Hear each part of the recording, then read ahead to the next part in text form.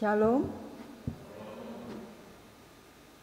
Kami mengucapkan selamat beribadah pada saat ini. Kita patut mengucapkan puji dan syukur kepada Tuhan karena mulai hari ini kita bisa beribadah di gedung gereja ini. Sebelum ibadah kita mulai, saya akan membacakan pokok-pokok warta jemaat. Yang pertama yaitu jadwal ibadah. Untuk sektor 3 beribadah pada pukul 8 WIB. Untuk sektor 2 pukul 11 WIB dan untuk sektor 1 pukul 15 atau jam 3 sore. Kebaktian penghiburan di rumah Ibu Lili Suryani atau Hulman Sitorus almarhum akan dimulai pada pukul 18 WIB.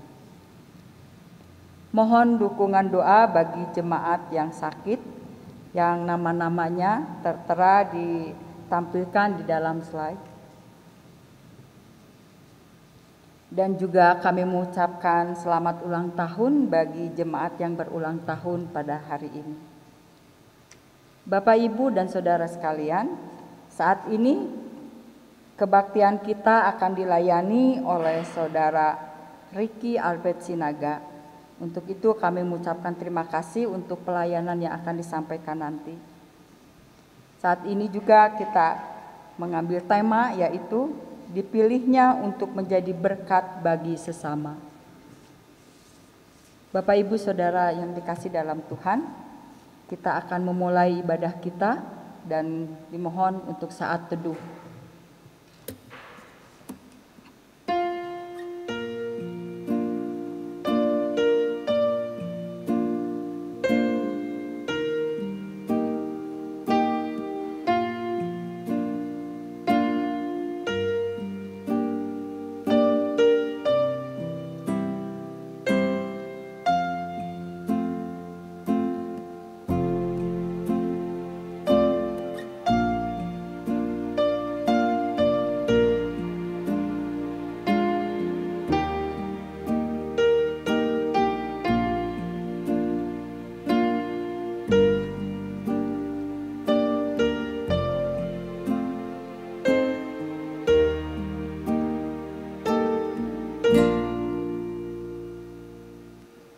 Jemaat diundang untuk berdiri.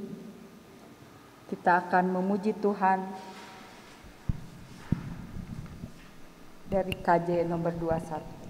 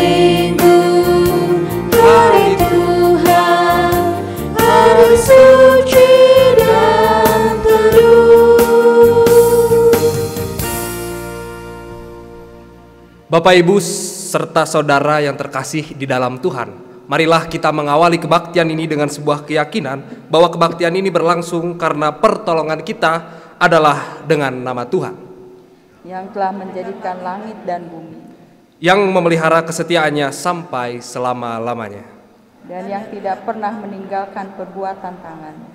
Anugerah dan damai sejahtera dari Allah Bapa Anak, dan Roh Kudus menyertai saudara-saudara.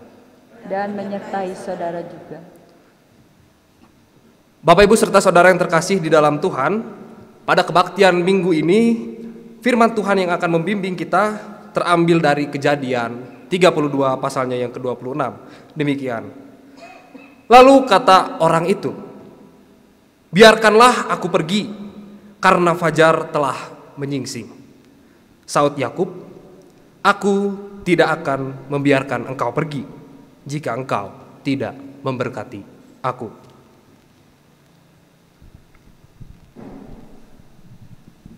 Jemaat silahkan duduk.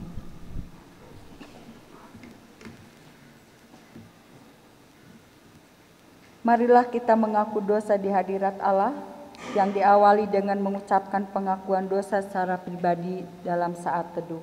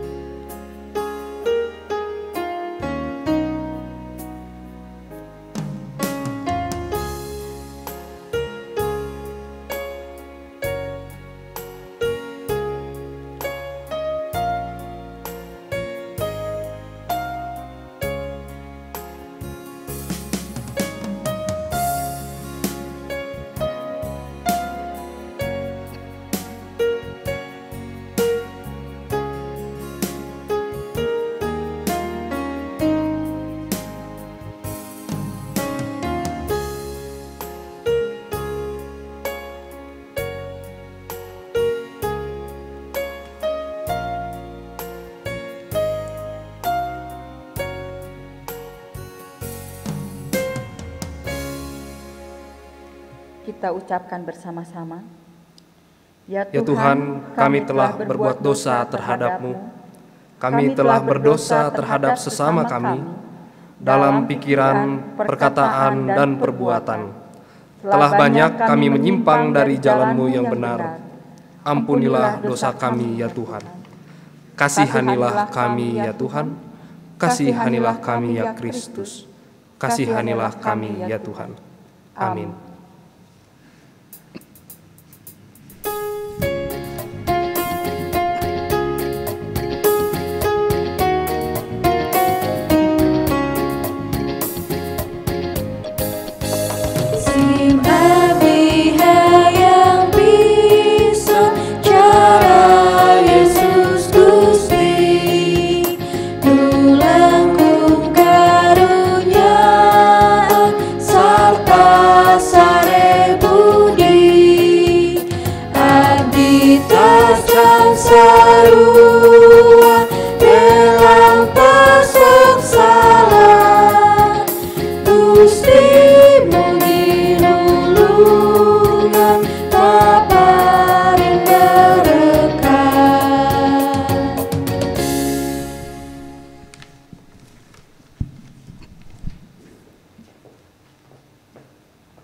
Bapak, Ibu, serta saudara yang terkasih di dalam Tuhan, dengarlah firman Tuhan yang berkenan mengampuni dosa kita dalam Mazmur pasalnya yang ke-103, ayatnya yang ke-8 sampai yang ke-14. Demikian. Tuhan adalah penyayang dan pengasih, panjang sabar dan berlimpah kasih setia. Tidak selalu Ia menuntut dan tidak untuk selama-lamanya Ia mendendam. Tidak dilakukannya kepada kita setimpal dengan dosa kita, dan tidak dibalasnya kepada kita setimpal dengan kesalahan kita. Tetapi setinggi langit di atas bumi, demikian besar kasih setianya atas orang-orang yang takut akan Dia. Sejauh timur dari barat, demikian dijauhkannya daripada kita, pelanggaran kita. Seperti Bapa sayang kepada anak-anaknya, demikian Tuhan sayang kepada orang-orang yang takut akan Dia, sebab Dia sendiri tahu apa kita.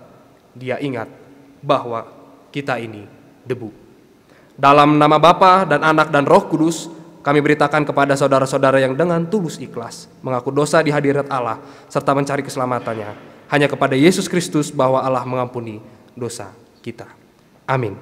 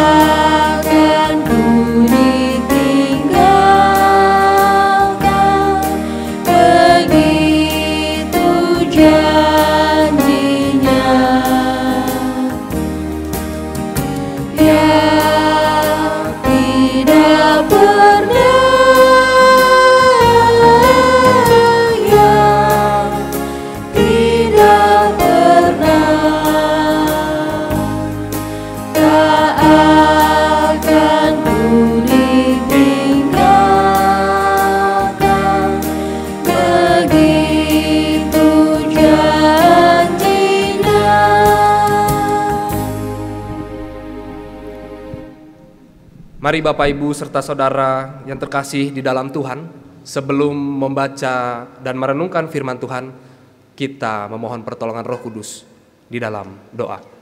Mari kita berdoa. Ada sukacita yang begitu besar ya Tuhan, kami rasakan pada saat ini, ketika kami boleh diperkenankan oleh Tuhan untuk duduk di depan kaki-Mu, mendengarkan firman-Mu. Saat ini ya Tuhan, ada sukacita, dan kami pun bersyukur ya Tuhan ketika kami boleh berhimpun kembali di rumah-Mu, ketika kami boleh diberi kesempatan untuk duduk dan mendengarkan firman-Mu. Saat ini ya Tuhan, kami membawa seluruh keberadaan diri kami. Kiranya Tuhan membuka mata hati dan pikiran kami, dan kiranya Engkau juga mencurahkan Roh-Mu yang kudus, Roh penghibur dan Roh penolong untuk memampukan kami, sehingga ketika firman-Mu ditaburkan di dalam diri kami, firman itu boleh berakar, bertumbuh, dan berbuah di dalam kehidupan kami. Kiranya Tuhan memampukan kami baik sebagai yang pendengar maupun hamba-Mu yang akan menyampaikan. Berbicaralah ya Tuhan atas hidup kami, karena kami sudah siap untuk mendengarkan. Di dalam nama Tuhan Yesus Kristus, Sang Firman yang hidup, kami telah berdoa dan bersyukur. Amin.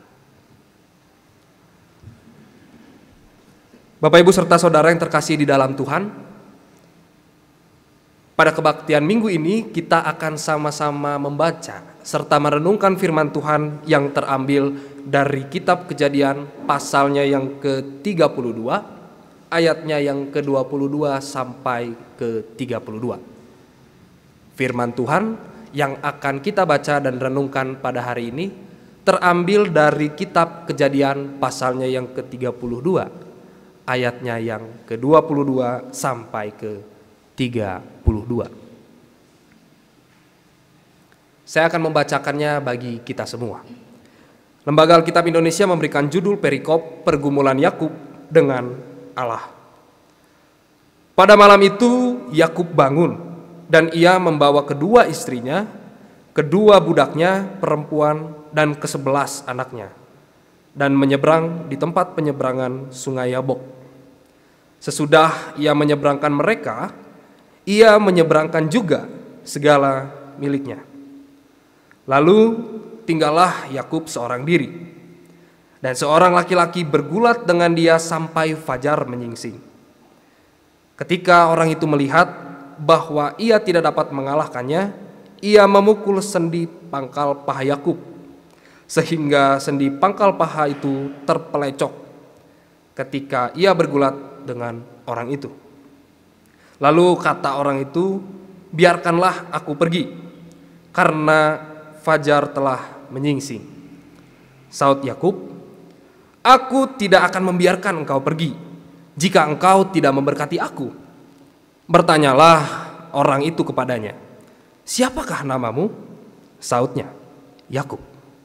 Lalu kata orang itu, "Namamu tidak akan disebutkan lagi Yakub, tetapi Israel, sebab engkau telah bergumul melawan Allah dan manusia, dan engkau menang." Bertanyalah Yakub, "Katakanlah juga namamu." Tapi sautnya, "Mengapa engkau menanyakan namaku?" Lalu diberkatinyalah Yakub di situ. Yakub menamai tempat itu Peniel, sebab katanya, "Aku telah melihat Allah berhadapan muka, tetapi nyawaku tertolong." Lalu tampaklah kepadanya matahari terbit ketika ia telah melewati Peniel, dan Yakub pincang karena pangkal pahanya. Itulah sebabnya sampai sekarang orang Israel tidak memakan daging yang menutupi sendi pangkal paha, karena dia telah memukul sendi pangkal paha Yakub pada otot pangkal pahanya. Sedemikian jauh pembacaan Alkitab kita. Berbahagialah setiap orang yang mendengarkan firman Tuhan serta memelihara di dalam hidupnya. Haleluya.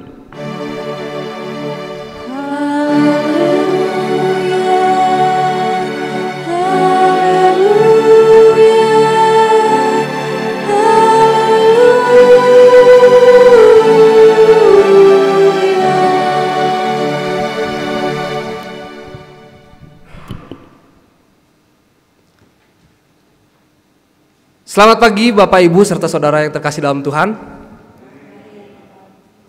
Oh, udah udah menuju siang ya. Saya ulangi. Selamat siang Bapak Ibu serta saudara yang terkasih dalam Tuhan. Ada suasana yang berbeda kali ini ketika kita boleh kembali datang ke rumah Tuhan. Ada kerinduan, ada sukacita yang begitu meluap di dalam diri kita setelah 4 bulan kita beribadah dari rumah. Itu pun jika Bapak Ibu serta saudara memiliki akses untuk beribadah secara online. Bagaimana dengan yang tidak? Inilah momentum. Saat ini kita bersyukur kita bisa kembali beribadah dan kita bisa berjumpa dengan saudara seiman kita.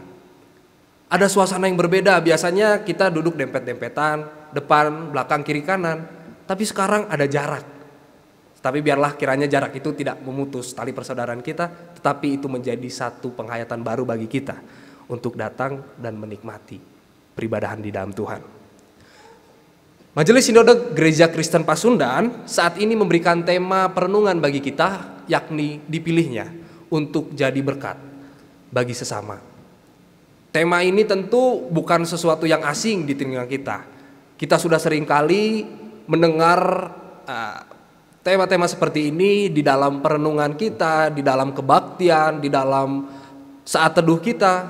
Bagaimana kita sebagai umat Tuhan diminta dan didorong untuk menjadi berkat bagi sesama.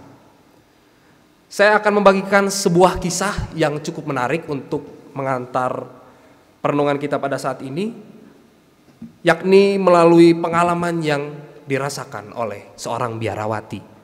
Dan ini pun mungkin sudah pernah Bapak Ibu serta saudara dengar, yakni Bunda Teresa. Bunda Teresa pada saat itu sedang melakukan pelayanannya di Kalkuta, India. Ketika di dalam perjalanan, Bunda Teresa melihat ada satu keluarga yang bisa dibilang keluarga ini berkekurangan. Anak-anaknya kelaparan. Sehingga ketika Bunda Teresa melihat hal tersebut, ia tergerak hatinya untuk mau menolong keluarga yang ia lihat. Ada respon yang ditunjukkan oleh Bunda Teresa ketika ia melihat realitas bahwa ada begitu banyak orang yang saat ini sedang berkekurangan. Ia tidak hanya diam, ia mengambil tindakan dan juga sikap untuk mau berbagi. Apa yang dibagikan oleh Bunda Teresa? Bunda Teresa datang membawa 1 kantung beras. Dan kemudian beras itu dibawa ke tengah-tengah keluarga tersebut. Ada yang menarik Bapak Ibu serta saudara, ternyata ada respon kembali yang diberikan oleh keluarga tersebut, yakni oleh ibu yang ada di dalam keluarga tersebut. Ketika ia menerima berkat dari Tuhan yang melalui Bunda Teresa, ia mendapatkan beras, ia tidak kemudian membiarkan berkat itu hanya berhenti pada dirinya sendiri. Ia kemudian mengambil lagi kantung yang baru, kemudian ia bagi 2 beras tersebut. Ibu yang merasa terberkati ini merespon bahwa saya pun harus memberkati orang lain, menyalurkan berkat orang lain. Ia pergi keluar dan kemudian memberikan kepada tetangganya yang memiliki nasib yang sama dengan dia, yakni berkekurangan dan juga kelaparan. Kisah Bunda Teresa ini tentu mengajarkan dan mengingatkan kepada kita bahwa berkat Tuhan itu tak pernah henti-hentinya mengalir di dalam diri kita. Melalui kisah Bunda Teresa ini pun kita diingatkan bahwa di dalam kekurangan, di dalam keterbatasan, di dalam ketidakmampuan kita, kita pun dapat menyalurkan berkat bagi sesama kita. Dan melalui teks pembacaan Alkitab ini saya akan simpan dulu tema perenungan kita, dan kita akan mencoba melihat bagaimana ada pesan yang ingin disampaikan melalui pembacaan Alkitab kita pada saat ini. Teks yang baru saja kita baca mengenai pergumulan Yakub dengan Allah di Sungai Yabok. Mungkin kita pernah mendengarnya atau jarang, tapi ada yang menarik Bapak Ibu serta saudara ketika teks ini dibaca secara teliti dan hati-hati. Yakub ingin bertemu dengan kakaknya. Di pasal sebelumnya dikatakan bahwa Yakub ketakutan ketika ia mengirim utusannya untuk mengirim mengirimkan segala ternak, dan juga ia mengirimkan budaknya, mengirimkan hartanya. Ia ingin Yakub selamat. Kita tahu bahwa kita sudah pernah mendengar kisah ini dari sekolah minggu dan di dalam kebaktian-kebaktian bahwa Yakub adalah sosok tokoh yang licik, yang cerdik, ia lihai. Dia mampu memanfaatkan segala kondisi. Ketika ia terhimpit, ia mampu memaksimalkan itu untuk menyelamatkan dirinya. Ayahnya ditipu, kakaknya ditipu, mertuanya ditipu. Sosok Yakub ini sungguh-sungguh pintar untuk menyusun strategi. Dan pada pembacaan Alkitab kita pada saat ini yang menarik. Jadi di dalam salah satu penafsiran dikatakan bahwa ketika Yakub menyuruh keluarganya, yang di dalamnya ada kedua istrinya, kedua budak perempuan dan anaknya, dan segala harta miliknya, ia menyeberangkan. Berarti Yakub ada di belakang. Ketika ia punya kesalahan dan ia diperhadapkan dengan masalah, ia mencoba menghindar. Esau kakaknya punya dendam yang begitu besar. 2 kali dia ditipu, hak kesulungannya diambil daripada Yakub, dan juga berkat yang seharusnya diterima dari ayahnya Ishak juga direbut oleh Yakub. Bagaimana itu tidak membuat kemudian Esau menjadi marah besar? Tapi itulah kenyataannya. Dan pada teks pembacaan Alkitab kita pada saat ini, kita bisa melihat bahwa Yakub ingin melindungi dirinya sendiri. Ketika ia memberikan dan menyeberangkan keluarga serta harta milik bendanya, ia tidak mau dicelakai. Ia membiarkan supaya orang yang ada di depannya menjadi korban. Makanya kalau kita baca pada pasal sebelumnya, justru hal itu dibuat oleh Yakub untuk menarik simpati, supaya Yakub mendapatkan kasih daripada Esau dan ia tidak dibunuh. Tetapi dengan strategi ini dikatakan bahwa dia tinggal sendiri di ayat 24. Lalu tinggallah Yakub seorang diri dan seorang laki-laki bergulat dengan dia sampai fajar menyingsing. Pertanyaannya Bapak Ibu, apakah Bapak Ibu serta saudara pernah melakukan sebuah tindakan seperti yang dilakukan oleh Yakub? Ketika kita punya masalah, seharusnya kita yang menanggung konsekuensi ataupun penderitaan yang seharusnya kita tanggung. Justru kita mengorbankan orang lain, kerabat, orang tua, anak, saudara, untuk menjadi perisai yang membentengi kita dan kita selamat. Ada hal-hal yang pernah dan bahkan mungkin pernah terjadi di dalam kita. Bapak Ibu bisa menjawab di dalam hati masing-masing. Pernahkah saya melakukan hal tersebut? Itu adalah perbuatan yang sungguh-sungguh keji. Kita membiarkan orang yang kita kasihi sebagai korban, tetapi diri kita coba bentengi, kita coba lindungi, dan kita tidak peduli. Melalui firman ini kita diingatkan, selain menjadi berkat, kita pun harus bertanggung jawab atas kesalahan kita. Berani bertanggung jawab. Dan di dalam kesendirian Yakub, ia justru yang mencoba untuk menjaga jarak supaya tidak langsung bertemu dengan kakaknya. Justru ia bertemu dengan sosok laki-laki. Sosok laki-laki yang bergulat dengan dia sampai fajar menyingsing. Bayangkan Bapak Ibu, ia mencoba menghindar dari masalah, dia malah bergulat dengan seorang laki-laki. Ketika ia menanti kehadiran Tuhan, bahwa Tuhan sudah menjanjikan sebelumnya, ia akan memberkati dan melindungi, menjaga Yakub, dan akan memberikan keturunannya sebanyak bintang di langit dan pasir di laut. Ketika ia sendiri pun Allah mengutus seorang laki-laki. Ada yang menafsirkan jika laki-laki di dalam teks pembacaan kita pada saat ini adalah malaikat Mikael, sang penghulu malaikat yang ditugaskan oleh Allah untuk bergulat dengan Yakub dan kemudian diperintahkan oleh Allah untuk menjadi malaikat penjaga Yakub. Tetapi ada juga yang menafsirkan, yakni Stout, ia menafsirkan bahwa identitas si tamu asing yang bergulat dengan Yakub ini adalah makhluk halus atau hantu lokal yang ada di sekitaran Sungai Yabok. Ada banyak perdebatan tentang soal ini, tetapi yang pasti identitas tentang si laki-laki ini kita tidak bisa memutlakan apakah ia makhluk halus ataupun malaikat, tetapi yang pasti ia adalah utusan dari Allah. Kita bisa melihatnya melalui refleksi, melalui respon yang diberikan oleh Yakub. Yakub menamai tempat itu di ayat 30 Peniel, sebab katanya, aku telah melihat Allah berhadapan muka. Jika ditarik dalam bahasa aslinya, aku berhadapan dengan Allah muka dengan muka. Ia betul-betul merasakan bahwa orang yang dilawan sepanjang malam itu bukan orang biasa. Ada kualitas ilahi di dalam dirinya. Dan pada akhirnya Yakub pun dapat mendapatkan sesuatu. Kita bisa lihat di ayat berikutnya bahwa pergulatan ini justru menjadi momentum yang sangat baik bagi diri Yakub. Mengapa demikian?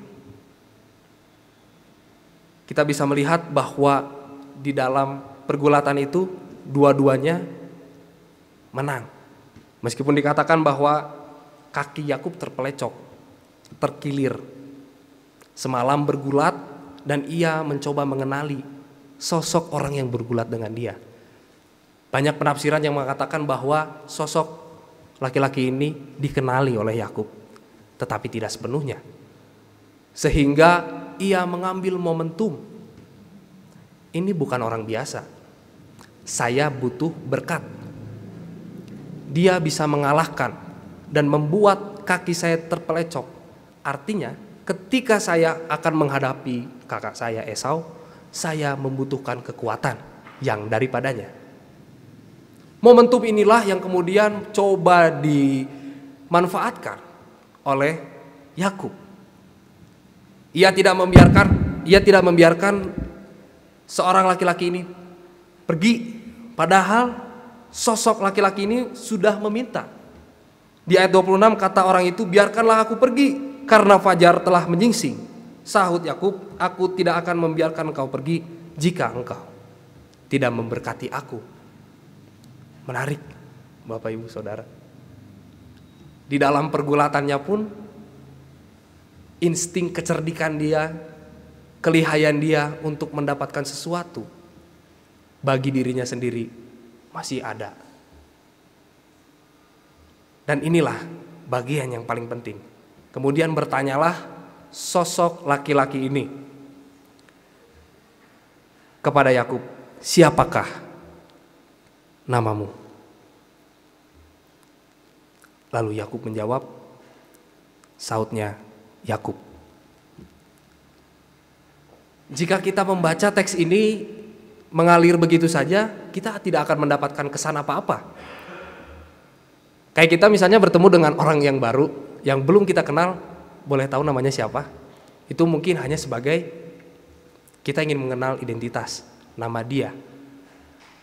Tetapi pertanyaan ini mengandung refleksi yang begitu mendalam untuk melihat masa lalu Yakub. Karakter, esensi dia sebagai manusia. Dikatakan di sini bahwa Yakub. Inilah momen di mana kemudian si sosok orang asing ini ingin memberkati. Kita tahu ketika pendeta akan membaptiskan jemaatnya, pasti yang dipanggil nama orangnya. Karena di dalam tradisi pembaptisan kita atau memberikan berkat, kita harus tahu terlebih dahulu siapa nama yang akan menerima berkat tersebut. Dan pertanyaan ini pun menunjukkan bahwa ada pergeseran. Yakub menjawab keberadaan dirinya sebagai dirinya sendiri. Ia mengakui bahwa ketika ia ditanya, Yakub, saya Yakub, orang yang punya karakter menipu, licik, lihai, mementingkan kepentingan diri sendiri, itulah yang menjadi jalan baru untuk nama yang baru, untuk suatu kualitas yang baru. Maka dikatakan ayat 28, lalu kata orang itu, namamu tidak akan disebut lagi Yakub, tetapi Israel, sebab engkau telah bergumul melawan Allah dan manusia, dan engkau menang. Jangan kita artikan bahwa Yakub menang berarti Allah kalah secara fisik ataupun yang lainnya. Tetapi Yakub menang karena dia mampu mengalahkan dirinya sendiri. Nggak kebayang kalau misalnya dia ngaku, siapa namamu? Sautnya Baskoro, Kosasi, atau siapapun itu. Ia tidak memberikan suatu fakta yang seharusnya ia berikan. Tetapi apa yang dia lakukan? Ia memberikan keterangan bahwa dirinya adalah Yakub. Di dalam jawaban itu menjadi sebuah jalan untuk ia kemudian menjadi manusia yang lebih baru, yakni Israel. Dan kita melihat bahwa ia kemudian diberkati. Yakub yang awalnya takut untuk bertemu dengan Esau, kemudian ia menjadi berani. Kita bisa melihat keberanian itu ketika ia menjumpai kakaknya Esau di pasal berikutnya. Rasa takut, kekhawatiran, kegetiran di dalam dirinya karena Esau membawa 400 pasukan untuk menemui Yakub, kemudian berubah. Ketika ia memandang dan melayangkan pandangannya kepada Esau, ia kemudian sujud sebanyak 7 kali. Begitu pula istrinya, begitu pula budak dan juga anak-anaknya. Dan kemudian Esau memeluk Yakub. Ia tahu bahwa sosok laki-laki yang bergulat dengan dia itu adalah utusan Allah. Dan Allah hadir mendengarkan apa yang menjadi pergumulannya. Begitu pula kita, Bapak Ibu serta saudara yang terkasih dalam Tuhan. Di dalam pergumulan kita kadang-kadang menarik diri.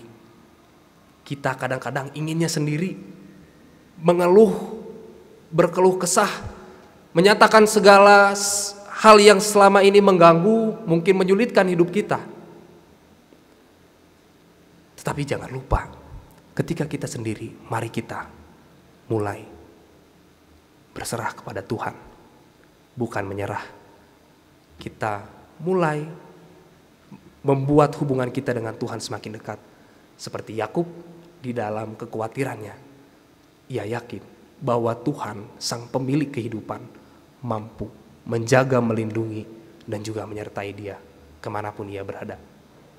Begitu pula kita sebagai umat Tuhan, umat yang telah dipilihnya, umat yang telah dikasihaninya. Kita yakin bahwa di tengah-tengah situasi seperti ini pun kita bisa belajar bahwa kita pun dikasihi dan tetap dilindungi oleh Tuhan.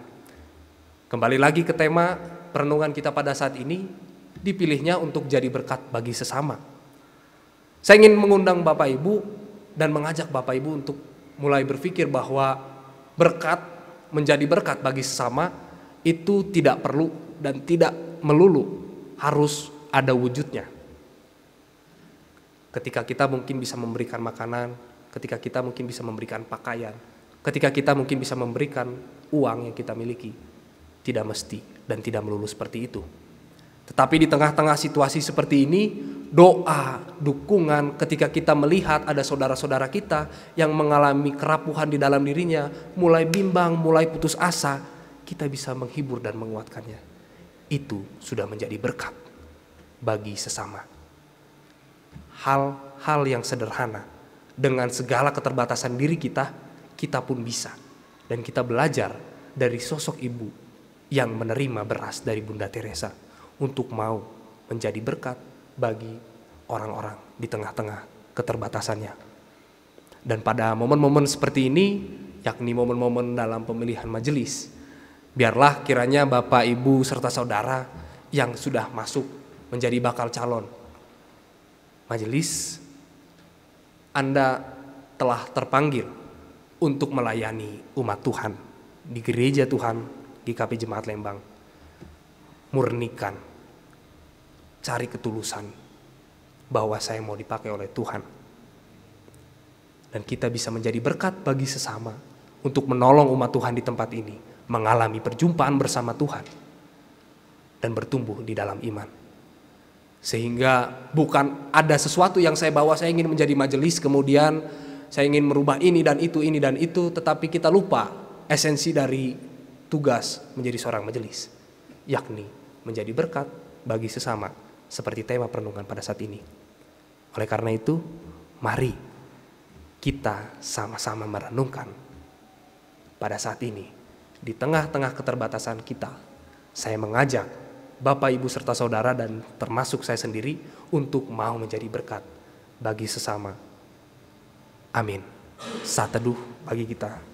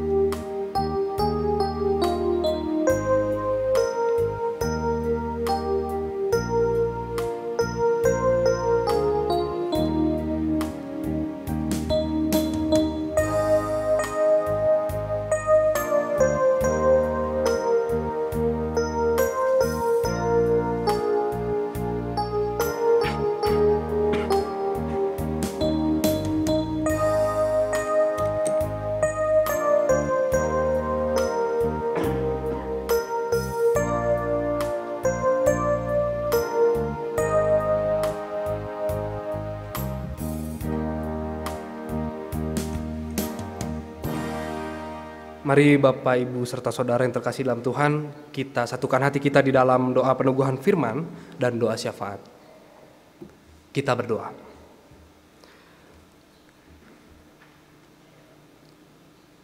Terpujilah Engkau ya Allah, Allah yang begitu mengasihi hidup kami, Allah yang senantiasa berjalan bersama kami ketika kami berada di dalam ketakutan, di dalam kegelapan, di dalam ketidakmengertian kami.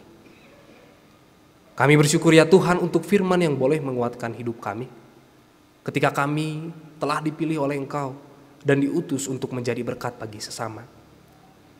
Kiranya ya Tuhan, Engkau memampukan kami untuk mau menjadi berkat bagi orang-orang di sekitar kami. Karena kami sadar ya Tuhan, untuk menjadi berkat itu tidak mudah. Karena ada egois, karena ada ego di dalam diri kami yang begitu mendominasi hidup kami sehingga kami enggan untuk berbagi. Tetapi melalui firman-Mu ya Tuhan, kiranya kami dan hidup kami boleh menjadi berkat seturut dengan kehendak Tuhan. Dan pada saat ini juga ya Tuhan, kami ingin berdoa untuk saudara-saudara kami yang sedang sakit atau berada dalam masa pemulihan. Kiranya Tuhan memberkati saudara-saudara terkasih kami.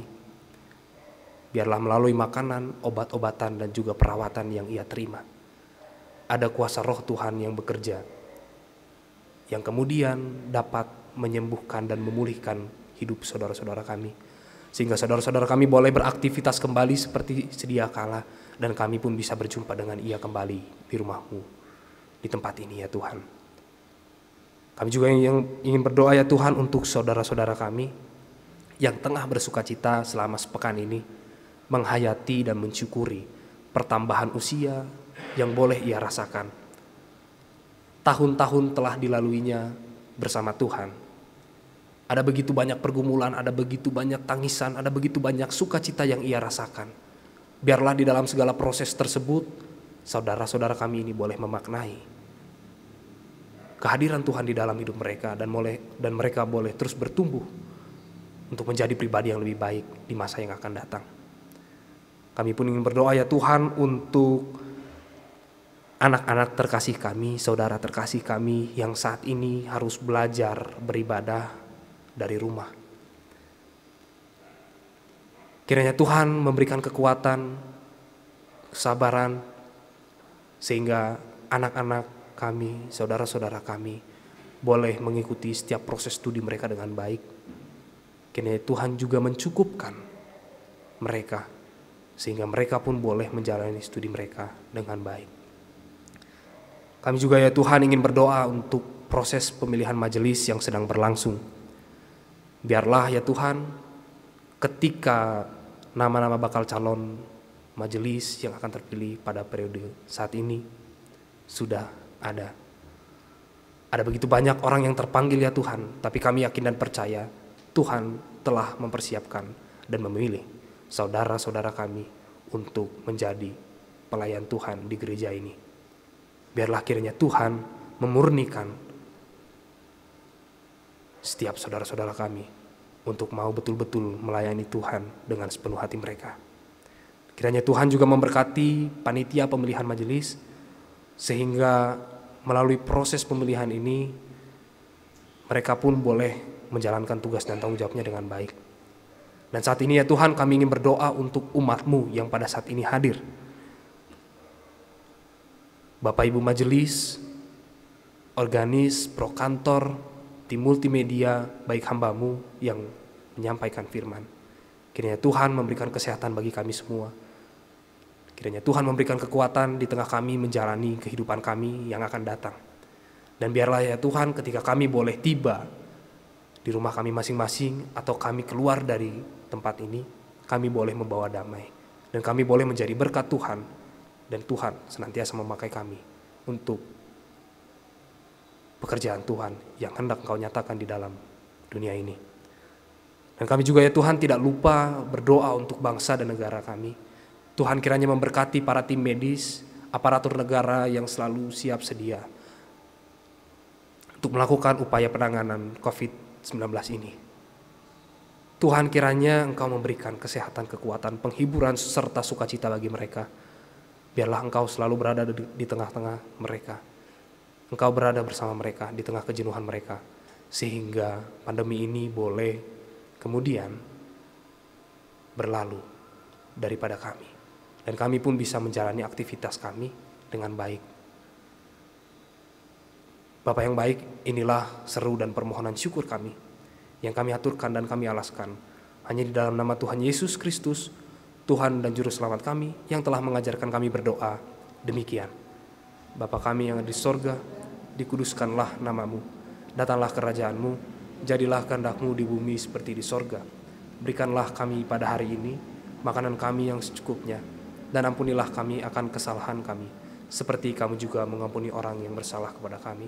Dan janganlah membawa kami ke dalam pencobaan, tetapi lepaskanlah kami daripada yang jahat. Karena Engkaulah yang mempunyai kerajaan dan kuasa dan kemuliaan sampai selama-lamanya. Amin.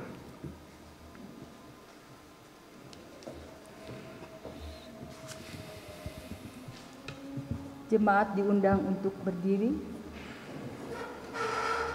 Marilah kita mengucapkan pengakuan iman kita secara bersama-sama.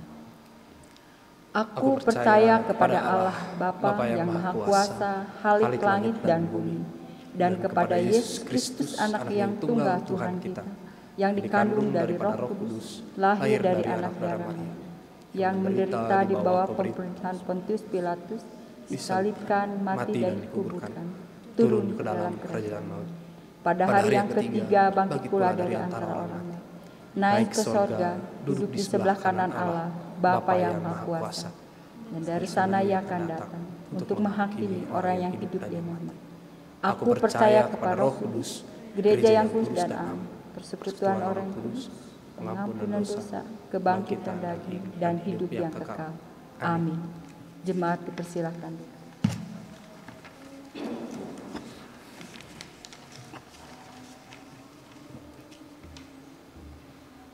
Marilah kita memberikan persembahan syukur kita dengan mengingat firman Tuhan yang berkata, hendaklah masing-masing memberikan menurut kerelaan hatinya, jangan dengan sedih hati atau karena paksaan, sebab Allah mengasihi orang yang memberi dengan sukacita. 2 Korintus 9 ayat yang ke-7. Bapak Ibu, mari kita berikan persembahan bisa dimasukkan ke dalam kotak yang telah disiapkan di dalam kursi. Ya. Kita diiringi dengan pujian berlimpah sukacita.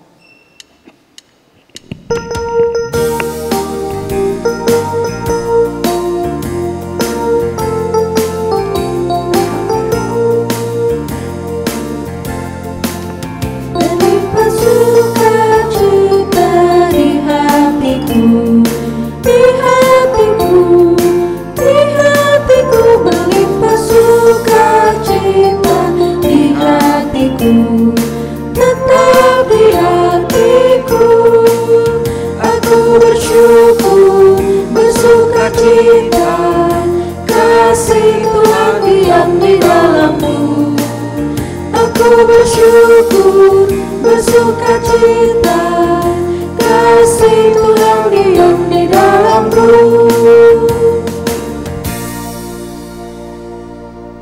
Jemaat diundang untuk berdiri. Kita akan berdoa persembahan. Kita berdoa. Tuhan Allah yang maha baik, Allah yang kami puji dan kami sembah, hanya dalam nama Tuhan Yesus Kristus.